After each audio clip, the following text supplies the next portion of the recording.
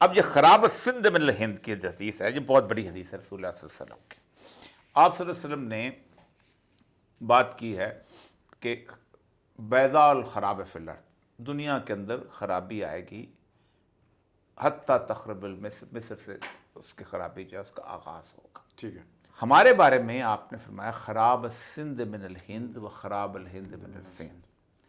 سندھ جو ہے جو علاقہ جو کہ اٹک سے نیچے پاکستان کا ہے، اس کی خرابی، اس میں فساد بھارت کی طرف سے ہوگا، اور بھارت میں فساد جو ہے وہ چین کی طرف سے۔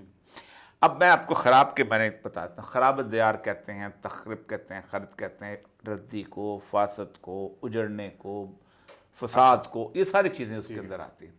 اب یہ تو کوئی شخص مجھ سے کہ جی سند مانگے تو میں کہوں گا یار سند کے بچے، جو 1400 سال پہلے یہ کتاب الفتن میرے ہاتھ میں ہے، ابن اماد کی۔ اس کتاب الفتن میں جب آپ صلی اللہ علیہ وسلم لکھ رہے تھے تو چین تو دنیا کے نقشے میں موجود نہیں تھا اس طرح۔ بالکل ٹھیک ہے، سندھ جو ہے یہ علاقہ جو تھا یہ پارٹ آف انڈیا بن چکا ہوا تھا اس وقت۔ یعنی آپ سوچیں کہ چندر گپت موریہ کی بادشاہت تھی یا کرشکا کی، یا اس جگہ انڈو پارتھین امپائر تھے، کوئی ایسا تصور ہی نہیں تھا۔